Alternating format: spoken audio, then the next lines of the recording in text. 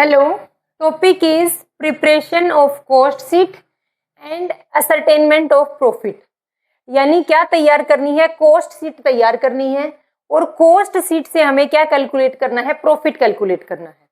तो सबसे पहले हम फर्स्ट पोर्शन को देखते हैं, preparation of cost sheet.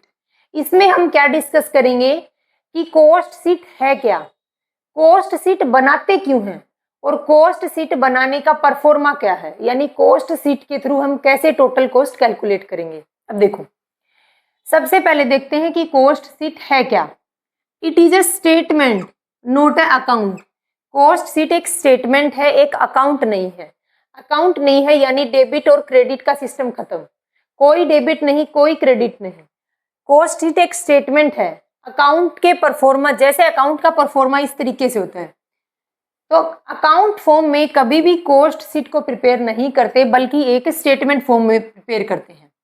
Second point अपने पास क्या है, इसमें सभी एक्सपेंस को सीक्वेंस में शो करेंगे।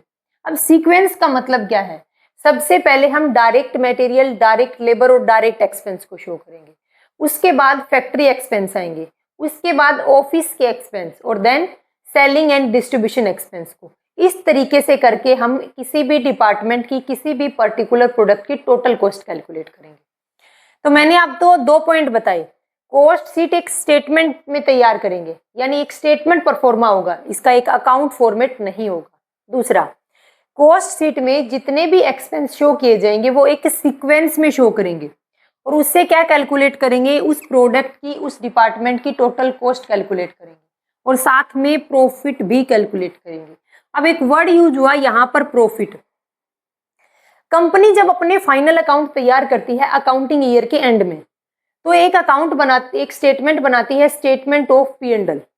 कंपनी अपने फाइनल अकाउंट जब 31 मार्च को प्रिपेयर करती है, तो उन फाइनल अकाउंट के अंदर फाइनेंशियल स्टेटमेंट में एक स्टेटमेंट है, स्टेटमेंट ऑफ P&L, जो क्या शो करता है, जो कंपनी की प्रॉफिटेबिलिटी को शो करता है।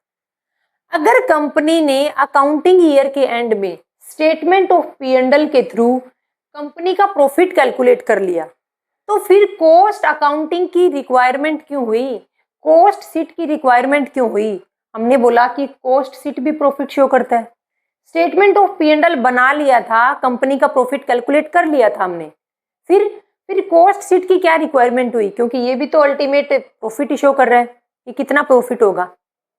तो रीजन क्या है, इसके दो से तीन रीजन है। पहला पॉइंट क्या है, जो स्टेटमेंट ऑफ P&L बनता है वो अकाउंटिंग ईयर के एंड में बनता है।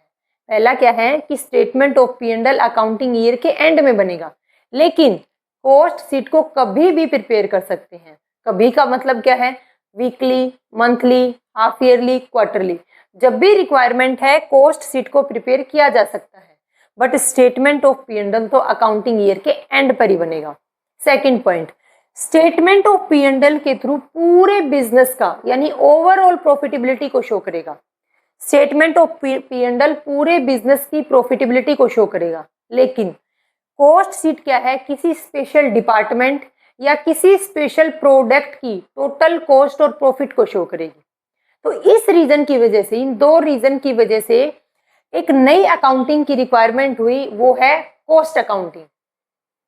कॉस्ट अकाउंटिंग में हम कॉस्ट शीट क्यों बनाते हैं, क्योंकि पर्टिकुलर प्रोडक्ट की, पर्टिकुलर डिपार्टमेंट की टोटल कॉस्ट और टोटल प्रॉफिट का पता चल जाता है। दूसरा, जब कभी भी रिक्वायरमेंट हो हम कॉस्ट शीट को प्रिपेयर कर सकते हैं। तो मैंने अब तक क्या बताया आपको कि कॉस्ट शीट क्या है, कॉस्ट शीट एक स्टेटमेंट है। सेकंड, कॉस्ट शीट में सभी एक्सपेंस को एक सीक्वेंस में शो करेंगे, सभी एक्सपेंस को एक सीक्वेंस में शो करेंगे और वहां से हम क्या निकालेंगे, टोटल कॉस्ट और प्रॉफिट कैलकुलेट करेंगे।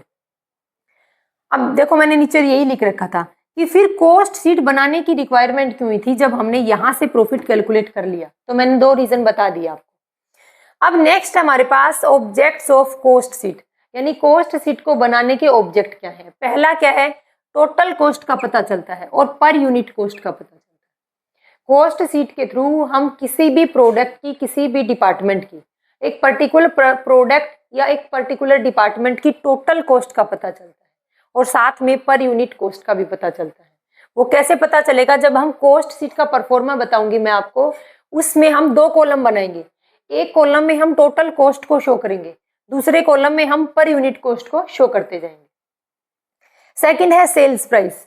जब टोटल कॉस्ट कैलकुलेट कर ली जाएगी कॉस्ट शीट के थ्रू, तो उसमें एक परसेंटेज ऑफ प्रॉफिट ऐड किया जाएगा कि हमने टोटल कॉस्ट मान लो आई है 90 रुपये, टोटल कॉस्ट 90 रुपये आई है। अब 90 रुपये में कितना प्रॉफिट ऐड करें, तभी प्रॉफिट ऐड करके ही तो सेल्स प्राइस डिसाइड होती है। सेल्स प्राइस क्या होती है? Total cost plus profit equal to sales price. तो जो कॉस्ट शीट के थ्रू टोटल कॉस्ट हमने कैलकुलेट की है, उस टोटल कॉस्ट में एक सर्टेन प्रॉफिट को ऐड करेंगे, यही तो कैलकुलेट करना है अपने को। इस प्रॉफिट को क्या करेंगे? ऐड करेंगे, और ऐड करके हम उस प्रोडक्ट की सेलिंग प्राइस डिसाइड करेंगे। नेक्स्ट है कॉस्ट का कंट्रोल कैसे करते हैं। कॉस्ट शीट को बनाने से कॉस्ट कंट्रोल कैसे होती है? देखो, मान लो स्टेटमेंट ऑफ P&L बनाया, इसने तो ओवरऑल बिजनेस की प्रॉफिटेबिलिटी को शो कर दिया, लेकिन जो कॉस्ट शीट है वो पर्टिकुलर प्रोडक्ट की और पर्टिकुलर डिपार्टमेंट की बनती है। मान लो 3 डिपार्टमेंट है, 3 डिपार्टमेंट के थ्रू क्या होता है? प्रोडक्शन हो रहा है। 3 डिपार्टमेंट के थ्रू मैन्युफैक्चरिंग है, मान लो चेयर की मैन्युफैक्चरिंग है, सोफा की मैन्युफैक्चरिंग है, और यहाँ पर अलमीरा मान लो। ये 3 डिपार्टमेंट हैं और तीनों डिपार्टमेंट अलग अलग चीज की मैन्युफैक्चरिंग करते हैं। अब मान लो चेयर डिपार्टमेंट क्या है, इस डिपार्टमेंट में जो लेबर काम करते हैं वो क्या है? सही नहीं है, वो क्या है? वो थोड़े से आलसी टाइप के ज्यादा है। तो यहाँ से क्या है? यहाँ से कॉस्ट बढ़ रही है, यहाँ से गुड्स का प्रोडक्शन तो कम हो रहा है, गुड्स का मैन्युफैक्चरिंग तो कम हो रहा है, लेकिन कॉस्ट बढ़ रही है। क्यों? क्योंकि लेबर काम तो कर नहीं रहा, लेकिन सैलरी तो ले रहे हैं ना। इस वजह से क्या है? कॉस्ट का कंट्रोल हो जाएगा कि कॉस्ट कहाँ पर एक्सेस जा रही है। अगर मान लो यहाँ पर कॉस्ट ज्यादा, यहाँ पर क्या है? यहाँ पर लेबर की कॉस्ट ज्यादा लग रही है, लेबर कॉस्ट ज्यादा लग रही है। अगर लेबर कॉस्ट ज्यादा लगेगी तो अल्टीमेट टोटल कॉस्ट भी तो ज्यादा ही होगी ना। तो कॉस्ट कहाँ पर ज्यादा बढ़ रही है, उस स्पेशल डिपार्टमेंट का पता लगा सकते हैं कॉस्ट शीट के थ्रू। क्यों? क्योंकि तीनों डिपार्टमेंट की अलग अलग कॉस्ट शीट बनेगी। ये नहीं है कि तीनों डिपार्टमेंट की एक साथ शो करेंगे, नहीं, हर डिपार्टमेंट की अलग अलग कॉस्ट शीट बनेगी, जिससे पता चल जाएगा कि कौन सा डिपार्टमेंट ज्यादा कॉस्ट को इनकर करे। नेक्स्ट हमारे पास कॉस्ट का कंपैरिजन करेंगे। इस ईयर की जितनी भी टोटल कॉस्ट आई है फर्स्ट डिपार्टमेंट की, उस इसी डिपार्टमेंट की जो लास्ट ईयर में टोटल कॉस्ट आई थी उसके साथ कंपेयर करेंगे कि कॉस्ट बढ़ी है या फिर कॉस्ट कम हो गई है। Decision making. अब देखो, डिसीजन मेकिंग का मतलब क्या है? अब हम कॉस्ट शीट के थ्रू डिसीजन मेकिंग करते हैं। कैसे करते हैं? देखो, फर्स्ट जो डिपार्टमेंट था जहां पर चेयर का मैन्युफैक्चरिंग हो रहा था, वहां पर क्या है? कॉस्ट ज्यादा आ रही है। तो हमने क्या कर लिया? हम ये देखेंगे कि हम इस वर्क को कंटिन्यू रखें या फिर इसको बंद कर दें। यानी यहाँ पर चेयर का प्रोडक्शन कंटिन्यू रखें या फिर बंद कर दें। दूसरा पॉइंट क्या है कि अगर मान लो चेयर का प्रोडक्शन बंद कर देते हैं तो उससे कितना लॉस होगा, ये भी देखेंगे। ये नहीं कि यहाँ पर लेबर की कॉस्ट ज्यादा आ रही है और इस प्रोडक्शन को हटाओ, इस प्रोडक्ट को रिमूव कर दो, नहीं। हम क्या करेंगे? ओवरऑल फैक्टर को कंसीडर करके देखेंगे, उसके बाद ही हम क्या करेंगे? डिसीजन मेकिंग करेंगे। नेक्स्ट है इंटर फर्म और intra firm comparison. Inter firm का कंपेरिजन का मतलब है कि हमारी कंपनी का दूसरी कंपनी के साथ में कंपेयर करना। मान लो हमारी कंपनी चेयर, सोफा और अलमीरा का प्रोडक्शन करती है, ऐसी एक सेम कंपनी है जो इसी सेक्टर में काम कर रही है, फर्नीचर के मैन्युफैक्चरिंग का काम कर रही है, तो उसके कौन सी फर्म है? इंटर फर्म कंपेरिजन है। यानी हमारी फर्म का किसी दूसरी फर्म के साथ कंपेरिजन करेंगे, तो हमारी फर्म की जो टोटल कॉस्ट है दूसरी फर्म की टोटल कॉस्ट के साथ कंपेयर करके देखेंगे कि कॉस्ट ज्यादा है या कम है। नेक्स्ट हमारे पास इंट्रा फर्म का कंपेरिजन करेंगे, यानी एक ही फर्म के अंदर अलग अलग डिपार्टमेंट का आपस में कंपेरिजन करेंगे। जैसे चेयर डिपार्टमेंट का सोफा के साथ में और सोफा का अलमीरा के साथ में, इन तीनों का आपस में कंपेरिजन करके देखेंगे कि किस डिपार्टमेंट की कॉस्ट ज्यादा आ रही है और किस डिपार्टमेंट की कॉस्ट कम आ रही है। तो हमने अब तक क्या डिस्कस किया है? सबसे पहले कॉस्ट शीट के बारे में डिस्कस किया, उसके बाद कॉस्ट शीट बनाने के ऑब्जेक्ट क्या है, हम कॉस्ट शीट बनाते क्यों हैं। टोटल कॉस्ट का पता चलता है, पर यूनिट कॉस्ट का पता चलता है। कॉस्ट शीट के थ्रू सेल्स प्राइस डिसाइड होती है। साथ में कॉस्ट का कंट्रोल कर सकते हैं, कॉस्ट का कंट्रोल कर सकते हैं। जिस पर्टिकुलर डिपार्टमेंट से, जिस पर्टिकुलर प्रोडक्ट की मैन्युफैक्चरिंग से कॉस्ट बढ़ रही है, उसके रीजन को चेक करेंगे और हम फिर उसके लिए डिसीजन मेकिंग भी करते हैं। नेक्स्ट हमारे पास कॉस्ट का कंपैरिजन करेंगे। अब कंपैरिजन दो तरीके से हो सकता है, या तो इंटर फर्म कंपैरिजन, यानी हमारी फर्म का दूसरी फर्म के साथ कंपैरिजन, या फिर इंट्रा फर्म कंपैरिजन, हमारी ही फर्म के अलग अलग डिपार्टमेंट का कंपैरिजन करेंगे और चेक करेंगे कि किस डिपार्टमेंट की कॉस्ट दूसरे डिपार्टमेंट की कंपैरिजन में कितनी ज्यादा या कम है। तो ये कॉस्ट शीट बनाने के ऑब्जेक्ट हैं। अब नेक्स्ट टॉपिक अपने पास है कि method of cost sheet. Cost sheet बनाने के कितने तरीके हैं, यानी हम कॉस्ट शीट को कितने तरीके से बना सकते हैं। तो उसके लिए दो है। पहला मेथड है अब्जॉर्प्शन कॉस्टिंग मेथड, सेकंड हमारे पास मार्जिनल कॉस्टिंग मेथड। अब अब्जॉर्प्शन कॉस्टिंग मेथड क्या बोलता है कि किसी भी प्रोडक्ट को बनाने पर या फिर किसी भी स्पेशल डिपार्टमेंट की टोटल कॉस्ट कैलकुलेट करने में उसकी फिक्स कॉस्ट, उसकी वेरिएबल कॉस्ट और उसकी सेमी वेरिएबल कॉस्ट, यानी सभी कॉस्ट को इंक्लूड करेंगे। किसमें? कॉस्ट शीट को। जब कॉस्ट शीट को बनाया जाएगा, मान लो इस पर्टिकुलर डिपार्टमेंट की कॉस्ट शीट बनानी थी, तो इस पर्टिकुलर डिपार्टमेंट में जितने भी फिक्स एक्सपेंस हैं, जितने भी वेरिएबल एक्सपेंस हैं और जितने भी सेमी वेरिएबल एक्सपेंस हैं, उन सभी को कंसीडर करेंगे हम किसमें? कॉस्ट शीट में। अगर मान लो मार्जिनल कॉस्टिंग सिस्टम के थ्रू हम कॉस्ट शीट बना रहे हैं, तो उसके अंदर हम कभी भी फिक्स कॉस्ट को इंक्लूड नहीं करेंगे, ये ध्यान रखना है। क्या है मार्जिनल कॉस्टिंग का मतलब? क्या? सबसे पहले तो ये देखो, मार्जिनल कॉस्टिंग, मार्जिनल कॉस्ट का मतलब है कि किसी प्रोडक्ट की एक एक्स्ट्रा यूनिट बनाने पर जो खर्चा हुआ है। मार्जिनल कॉस्ट क्या है? किसी भी प्रोडक्ट की एक एक्स्ट्रा यूनिट बनाने पर जो खर्चा हुआ है उसको क्या बोलते हैं? मार्जिनल कॉस्ट बोलते हैं। मार्जिनल कॉस्टिंग सिस्टम में सिर्फ और सिर्फ हम वेरिएबल कॉस्ट को इनकर करेंगे, सिर्फ और सिर्फ हम वेरिएबल कॉस्ट को ही कंसीडर करेंगे, उसमें हम फिक्स कॉस्ट को कंसीडर नहीं करेंगे। अपने को ये क्या है, मार्जिनल कॉस्ट का एक अलग चैप्टर है, ये फॉर्मेट हम उसमें डिस्कस करेंगे डिटेल में। बट अपने को आज क्या करना है, इस मेथड के थ्रू, यानी अब्जॉर्प्शन कॉस्टिंग मेथड के थ्रू हमें क्या करनी है? कॉस्ट शीट को प्रिपेयर करना है। देखो आगे,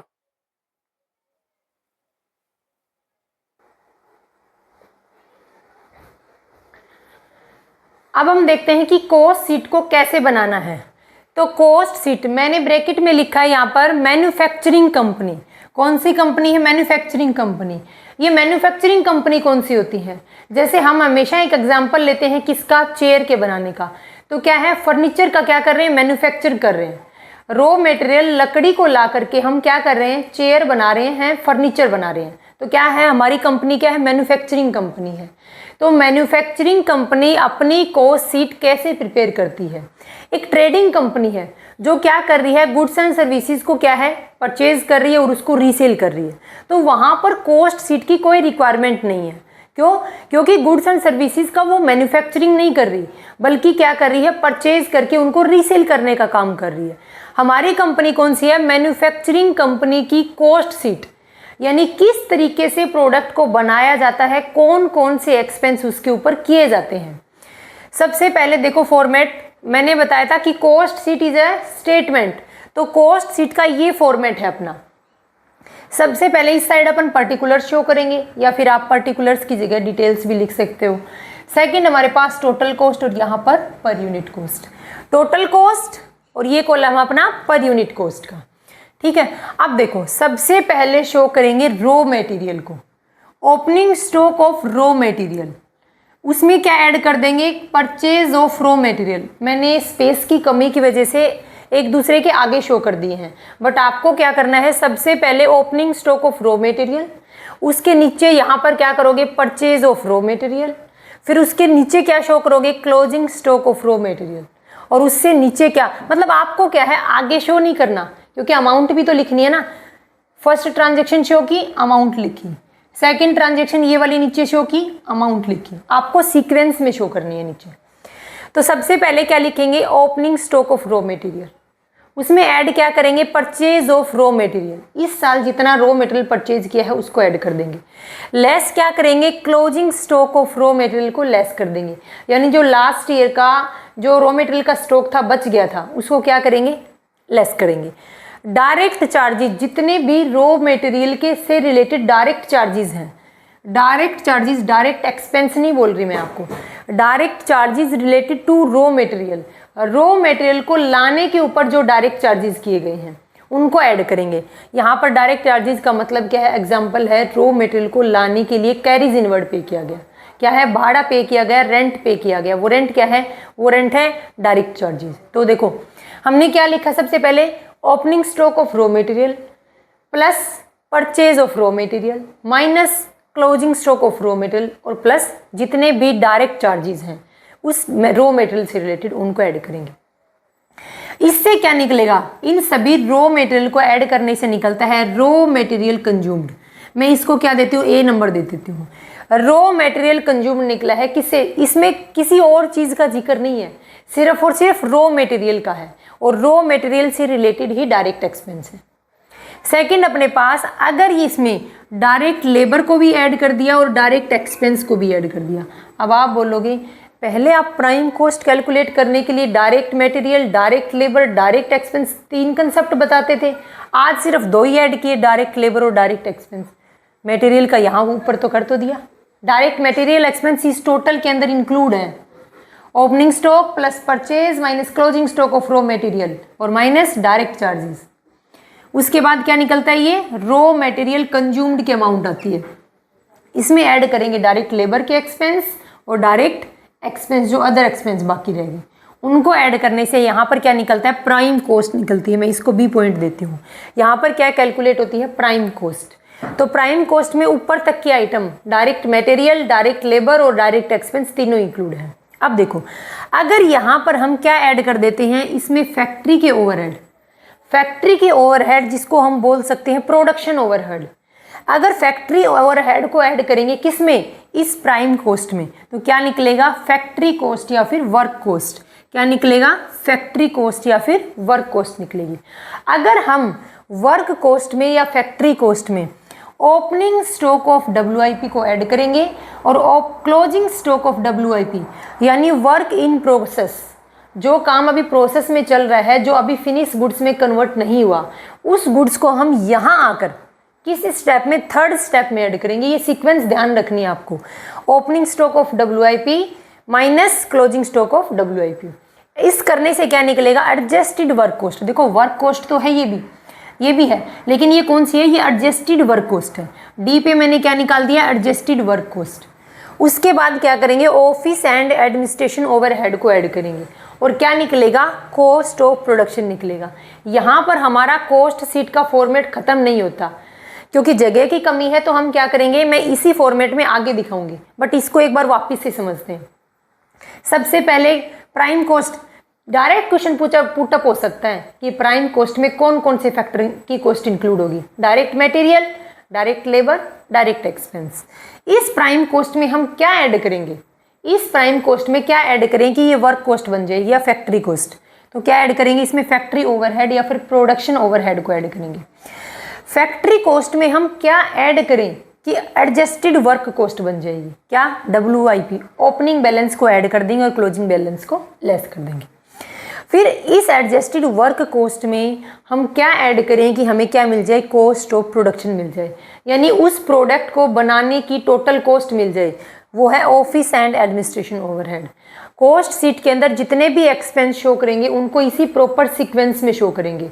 ये नहीं कि ऑफिस एंड एडमिनिस्ट्रेशन एक्सपेंस को हमने पहले ऐड कर दिया और फैक्ट्री ओवरहेड को बाद में ऐड कर दिया, कि अल्टीमेट जोड़ना तो है ही नहीं। हमें क्या करना है, एक प्रॉपर सीक्वेंस में शो करना है। अब जो इम्पोर्टेंट, ये सबने देखा है ये फॉर्मेट, आपने ग्रेजुएशन में आपने जब कॉस्ट अकाउंटिंग की तो सबने ये फॉर्मेट देखा है, लेकिन अपना जो क्वेश्चन पुटअप होता है वो देखो कहाँ से है। क्वेश्चन पुटअप होगा कि डायरेक्ट इसके अंदर, कॉस्ट सीट के अंदर रॉ मटेरियल को कहाँ एडजस्ट करेंगे। आप इस फॉर्मेट को देखकर बताओ, मैंने क्वेश्चन पुट किया है कि रॉ मटेरियल को कॉस्ट सीट में कहाँ एडजस्ट करेंगे। आपका आंसर होगा रॉ मटेरियल कंज्यूम में एडजस्ट करेंगे। कहाँ किया, देखो इस ऊपर वाले ब्लैंक, इस ऊपर वाले बॉक्स में किस चीज़ का एक्सप्लेनेशन है, सिर्फ और सिर्फ रॉ मटेरियल का।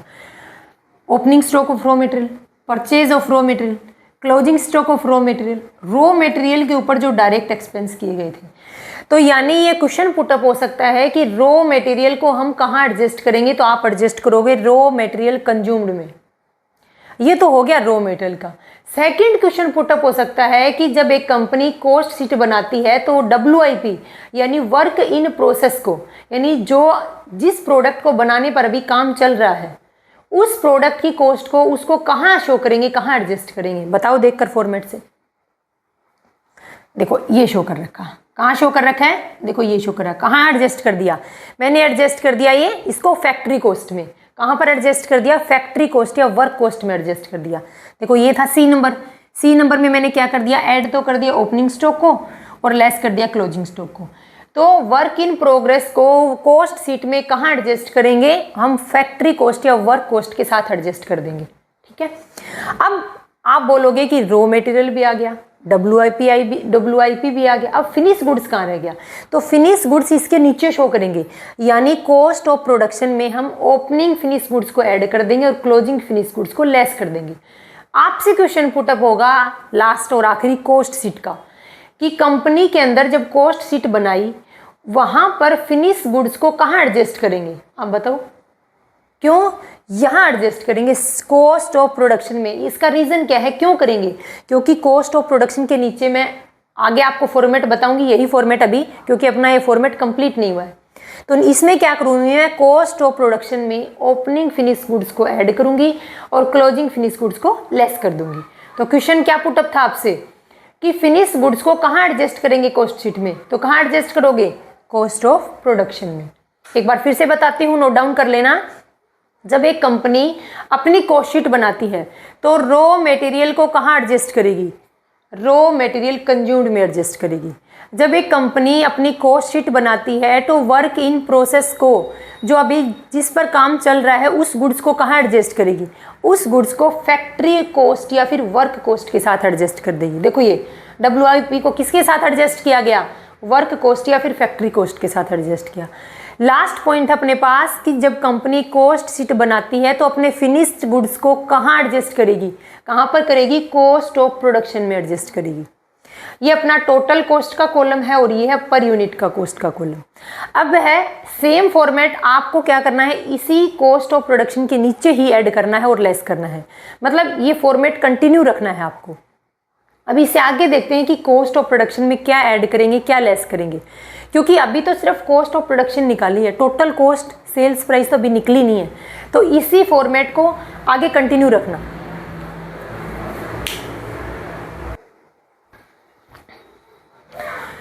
अब देखो कॉस्ट ऑफ प्रोडक्शन से आगे की स्टेटमेंट देखो। कॉस्ट ऑफ प्रोडक्शन में हम क्या ऐड करेंगे, opening stock of finish goods और लेस करेंगे closing stock of finish goods.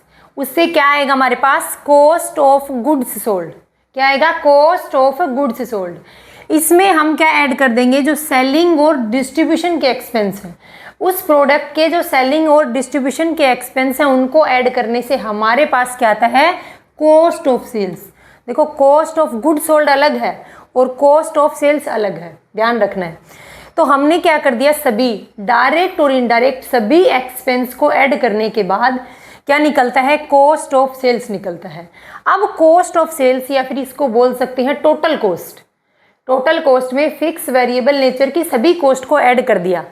उसके बाद क्या करना है, अब प्रोडक्ट की सेलिंग प्राइस डिसाइड करनी है।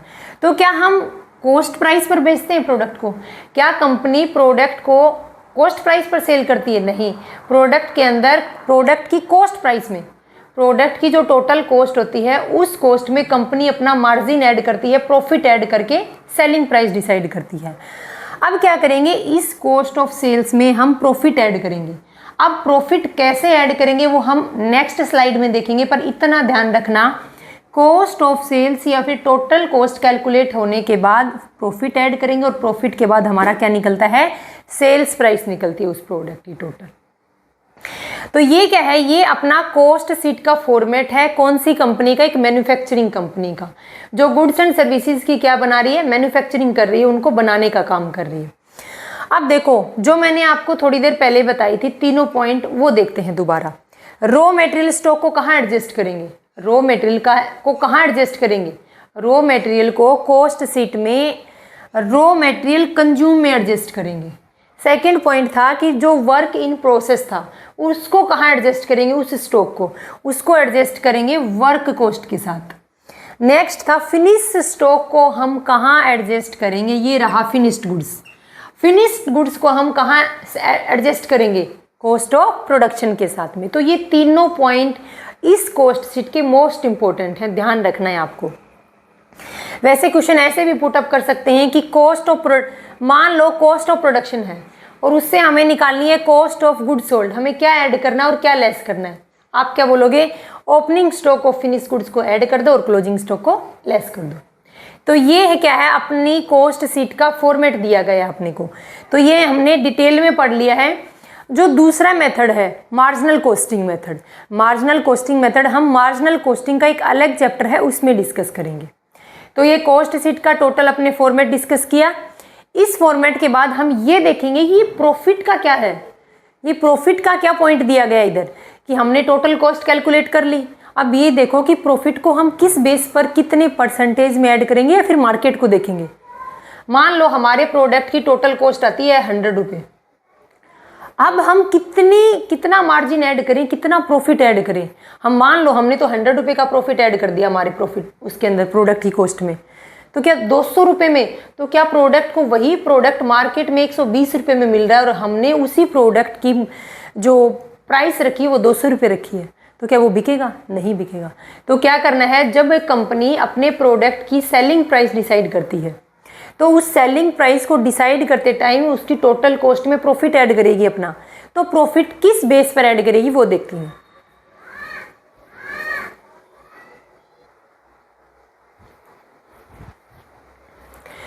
सेकंड पोर्शन अपना क्या था, असरटेनमेंट ऑफ प्रॉफिट, यानी कॉस्ट शीट के थ्रू हम बाद में जो प्रॉफिट कैलकुलेट करेंगे उसको कैसे डिसाइड करेंगे, किस बेस पर जो प्रोडक्ट बनाया है कंपनी में उस प्रोडक्ट की सेलिंग प्राइस डिसाइड होगी वो देखना है।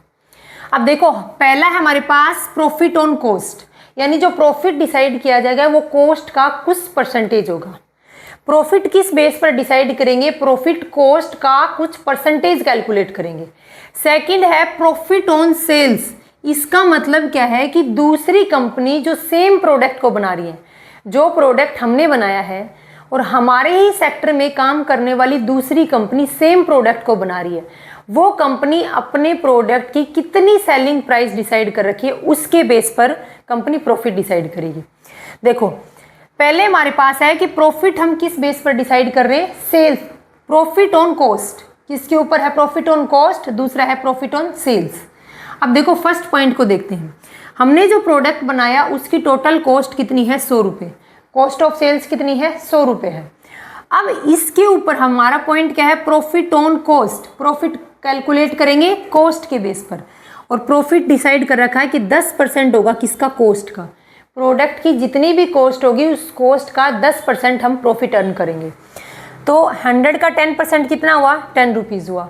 100 रुपये की कॉस्ट है उस प्रोडक्ट की, 10 रुपये कंपनी प्रॉफिट अर्न करेगी, उसकी सेलिंग प्राइस कितनी होगी, 110, उसकी सेलिंग प्राइस कितनी होगी, 110 रुपये होगी। ये तो हमारे पास पॉइंट है जब प्रॉफिट कैलकुलेट किया जाता है ऑन कॉस्ट, तब सेलिंग प्राइस अपनी। अगर प्रॉफिट कैलकुलेट करते हैं सेल्स के बेस पर, इसका मतलब क्या है कि इस सेक्टर में, इस सेक्टर के मतलब जैसे प्रोडक्शन हम बना रहे हैं, सेम प्रोडक्शन कोई दूसरी कंपनी बना रही है तो वो कंपनी उस प्रोडक्ट की कितनी सेलिंग प्राइस डिसाइड कर रखी है।